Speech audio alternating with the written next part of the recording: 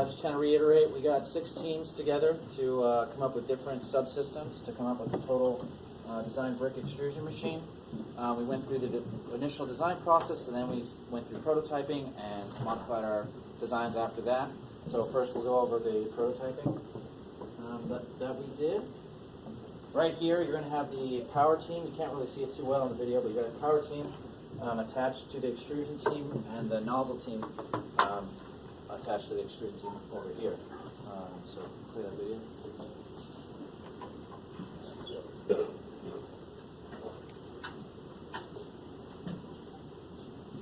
So after a couple different tries, we were able to get at least some of the clay to come out. Now it's not the right consistency.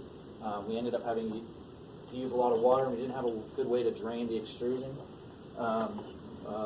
section, so that all the water we kept pouring in just kind of sat there and kept mixing again with the clay. So hopefully but this gives us a good idea of how to modify the clay consistency. You want to play the other one? Right.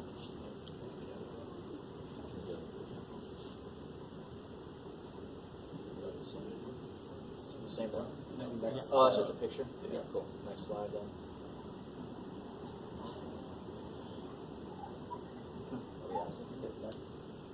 There we go. Are you there? Yeah, so this is... I've lost audio unless you weren't talking. We weren't talking. We weren't talking. Can you hear now? Yeah, I can. Very good. Okay, perfect. So this is at the end, doing the final cut on the bricks. So we made this contraption that should be cutting out about 8 bricks. And so they would come in on the roller table and then get pushed through the wires here.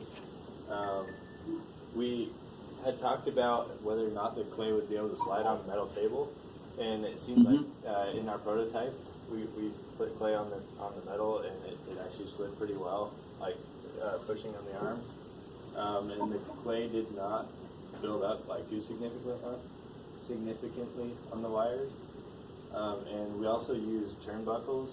We'll go over this later for tensioning the wires, and that seemed to work really well. I will play the video.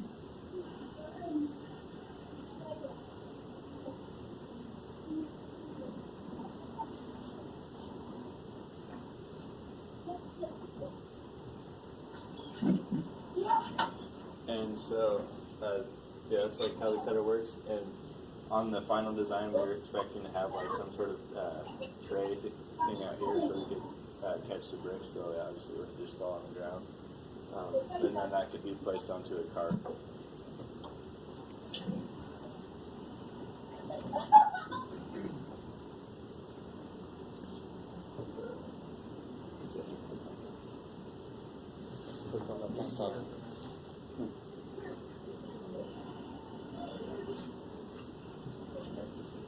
So this is the final recommended design with our SolidWorks files. So we've got the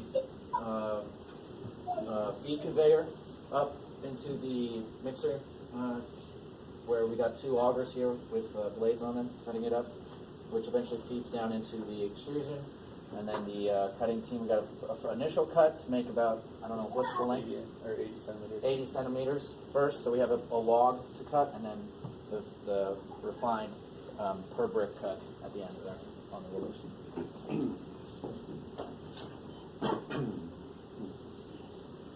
Okay, so in order to actually feed the clay into the mixer, our final recommendation was essentially a grain line auger. Our first recommendation was a backhoe, however we understand how expensive backhoes can be. So this would be a much cheaper alternative. It is a really simple design, and it's very easy to operate. It will be able to accommodate the 15,000 bricks a day feed rate, and it will require a 5 horsepower motor to run. It is easy to manufacture, and it is really easy to put together. So if you could easily clean it as well. I mean, just tipping it to the other side and running a hose through the top, you should be able to clean out the clay just fine if it gets too messy or gunked up. And it ended up being about 2.5 meters tall at the top where the clay will be coming out, which will work just fine since the mixer ended up being 2.4 meters high.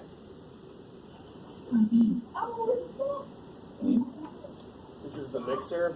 So picking up where the feed team left off, we will have the raw material be dropped in from one side, and once the raw material has been dropped in, we have two hose spigots that can attach water hoses to and increase the moisture of the clay so we get that right consistency.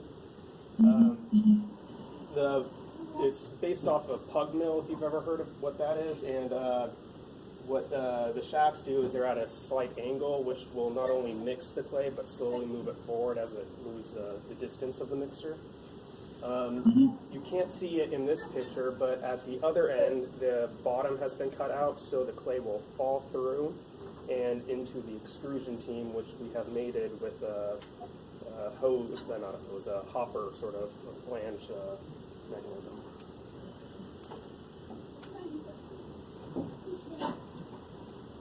So gentlemen, coming from the mixing of the clay, you come into the extrusion screw. The extrusion screw is a simple auger design that is fixed on either end with bearings. The idea that we have here is that this little spider bracket, you can call a little fixture there, is removable, as well as you can remove the bearing connection on the other side, being able to slide the auger out completely and clean the extrusion barrel and the extrusion screw. What we found in our prototype is that the auger or the extrusion screw is going to work regardless. The controls that you're going to want are going to be in regards to power for speed and RPMs and torque, and that's going to play into the consistency and the composition of the clay. Additionally, we have mounting flanges on either end, so it's easy for maintenance to change parts, as well as if you want to have a different nozzle, then you can do that as well. And those nozzle and the mounting flange are easily connected by 8 bolts with hex nuts on either end. So, Leaving where he left off, the nozzle, we have the nozzle team. The nozzle is interchangeable with 4 easy bolts. It can be bolted onto that flange he was talking about on the auger. And it's made out of a simple sheet metal. You cut it up into the pieces that are, I think there's 6 pieces total, a flange, and then all 4 sides, and all 4 of the nose. And then you weld those together into the nozzle shape. The first initial cut is a bolt-on slicer that is manual. It can be slid through the clay left and right. And it cuts that initial clay log length we talked about. It's about 80 centimeters to fit the 8 bricks at 10 centimeters each wide. And then that bolts onto the roller table. And then the roller table is approximately 2 meters long. Can accommodate more than 2 clay logs in case we have 2 on the table at a time to move forward to the next team. And that's where we move on to the final cut table. So the cutting table is made with like standard metric weldments, the angle iron, and some square tubing. And so after the initial cut, the 80 centimeters or whatever, it's gonna that log of bricks will roll onto this sheet metal table, and then we have this push arm that pushes the column of bricks through 9 slicing wires, so we can make 8 bricks. And then these here are supports for racks, so they can be pushed onto racks that can be hauled onto a cart to be carried to the fire. So we're using turnbuckles for wire tensioning so that the wires won't lose tension over time, and if they do, they can be easily retensioned.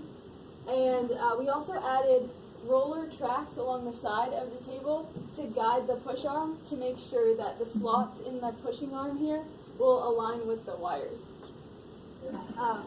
So yeah, I think that's about all I have to say. Then this is our power transmission design.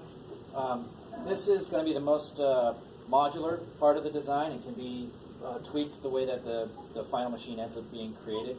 Right now, though, we have an angle iron frame going at different heights. We've got at the top at the 6 feet or 2.5 meters. We've got feeding into the mixer team here. So we've got one shaft over here mixing with the 2 gears to spin that mixer. And then the next shaft down is going to be going to basically just a power transmission arm that feeds the lower shaft that goes into the extrusion shaft to help the extrusion screw spin. And then at the bottom here, we've got the two 10 horsepower motors. We want to use a modular design, so we're going to use two 10 horsepower motors instead of a one 30 horsepower motor. The 30 horsepower motor would be really heavy and very expensive, so if it broke, it would put up the basically hang up the whole process, whereas 10 horsepowers are cheaper, and you can swap them in and out, and they're easier to mount. And then secondary design is going to be our 5 horsepower motor for the feeding screw. This just attaches right onto that, let's see if I can go back, to just get, attaches right up here. And the big problem with this one, it's pretty simple. The only big constraint with this one would be the planetary gear. This is a specialty item that may have to be fabricated either at the site or going to be pretty pricey to buy and ship. So that's about it.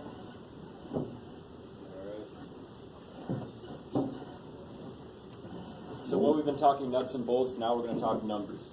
With the extruder, we came to $39,902, $903 give or take. That is primarily from the bill of materials for each subsystem. So that includes not only raw materials, but also fasteners, hex nuts, the bolts, things like that. Keep in mind that this does not include the kiln. So this is primarily what you've already seen. This is the extrusion all the way to the cutting and stacking. There's no finished product here. You still need a kiln, you still need a fuel source in order to have this product be market viable. We did factor in land. Land was $40,000, and then we factored in fabrication within Uganda for $1,000. So that brings us to a total capital cost of around $81,000. If we go to the next slide, we can talk about the operational costs. So we did a yearly operational cost analysis. What we started with was labor. So we have 14 employees per day. What that is that's 2 shifts of 7 employees working 8-hour shifts. So this thing will be operational for 16 hours a day. This is at least what we recommend. Working at $50 per month, that puts us at a yearly labor cost of $8,400. Moving down into power, we estimated that to be $30,000. And then moving into cost per brick, what we did here is we used, with a brick price of 9 to 10 cents, we had the raw materials being 3 cents there, and the shipping being 2 cents. And so these are estimations that we had, these are approximations. Those will adjust with more information from you guys as well as the Uganda market. And so that'll come out to $62,500, and that is the primary cost within the operational cost. And then we also put an expected maintenance of $1,500. Where that comes from is parts that may need to be replaced, downtime for taking the auger out, switching systems, cleaning things, making sure rocks aren't getting in there. And that brought us to a total of $102,000 or $103,000 if you round up with it. So if you go to the next one, taking in the capital costs as well as the operational costs, we had for 10 years, our time period was 10 years, 18% interest. How will this cost play out over the 10-year lifetime of the machine? And so that came out to be $120,000. Then we said the benefit. The benefit is brick price times brick produced per day times production days. And so we had a brick price of 9 cents with 5,760 bricks, which is 6 bricks per minute, and 250 production days. And that brought us to a total of $129,600 for total benefit. So then if you subtract the yearly cost from the yearly benefit, you get around $10,000 in benefit. Now this gives you a ratio of about 1% return per year. So we did another economic analysis. If you go to the next slide. The yearly cost is the same here. The only thing we did is we changed the brick price to 10 cents. Doing so allows us to bump up our benefit to $144,000, which in turn gives us about $24,000 in total benefit. Now, the reason why we did this is we want this number to better reflect growth. And so if you have this number, that means within 2 years, you're able to buy another brick extruder machine and double your production, double your profit. This allows you to obviously grow at a faster rate instead of having to wait a couple more years in order to get another machine, and then by the time the 10-year lifetime is done for the first machine, you've got maybe one or two. At this rate, every 2 years you can get another machine for every one machine you have. And that is all for the economic analysis. You guys have any Wow. questions or any comments?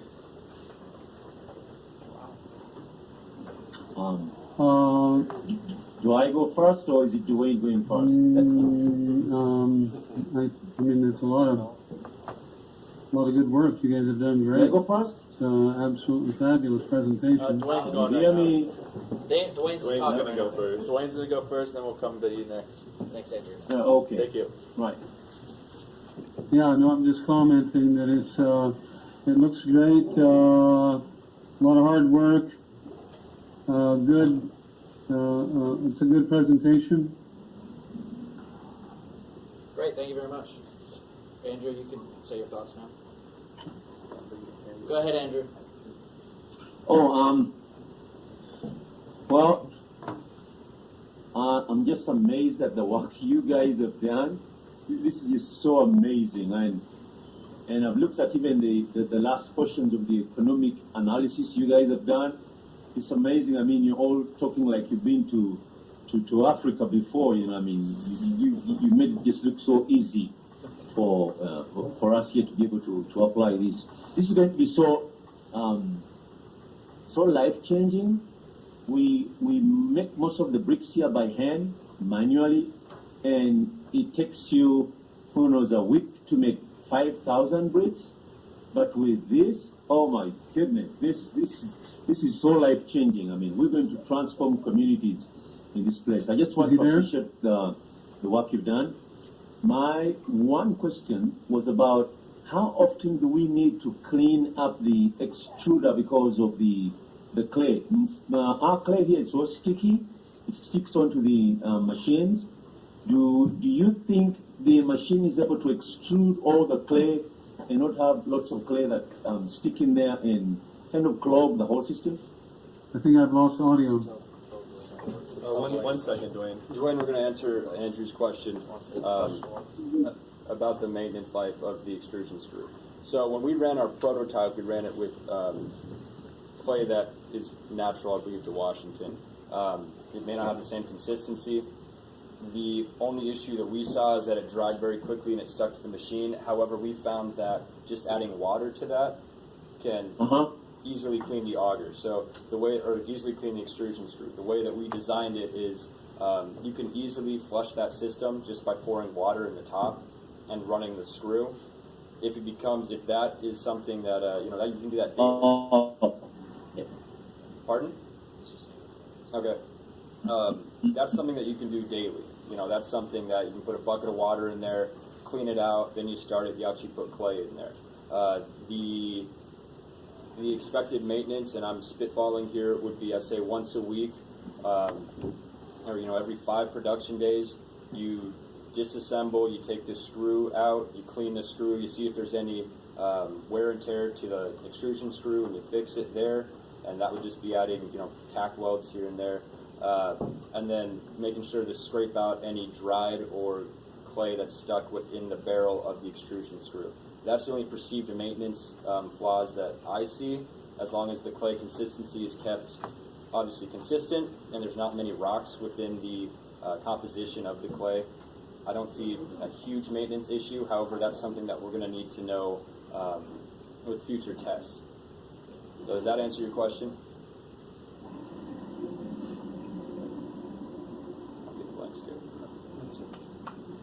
I don't know. Andrew, did that answer your question? Oh, yes, it does. That answers my question.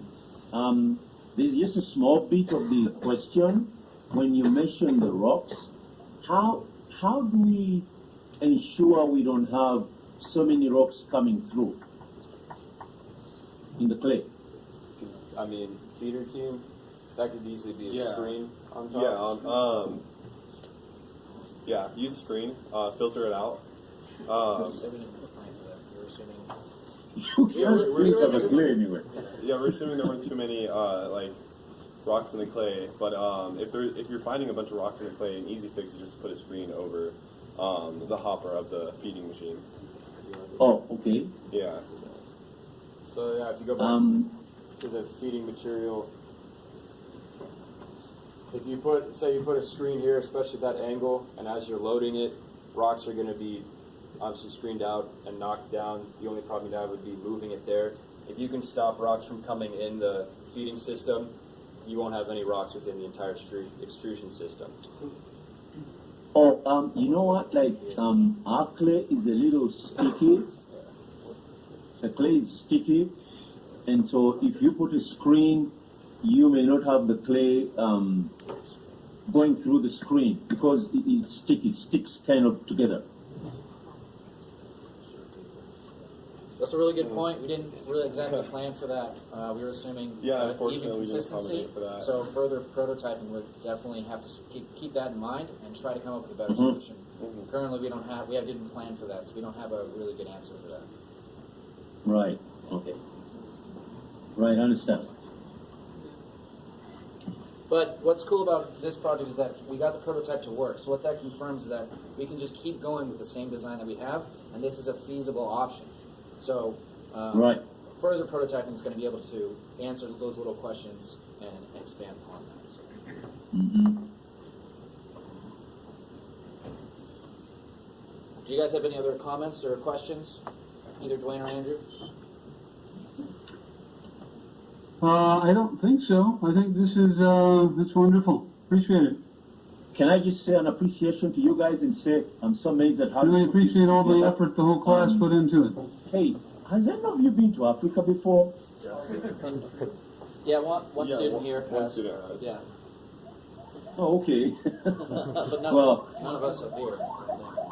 and because this machine just works so easily. I appreciate all the here, and effort the class has I'm put amazed into at how this. you put together the parts and the pieces to make it so easy to function Can you hear here me? and for anybody even to be able to operate it here. And so we're still looking forward to see the final product of this all. And I just want to say, guys, hey, thank you so much for all the energy and all the efforts and all the time you've put into doing this together as a team. All right, thank you. Thank you very much, guys. Great working with both of you. Right. We'll be in touch.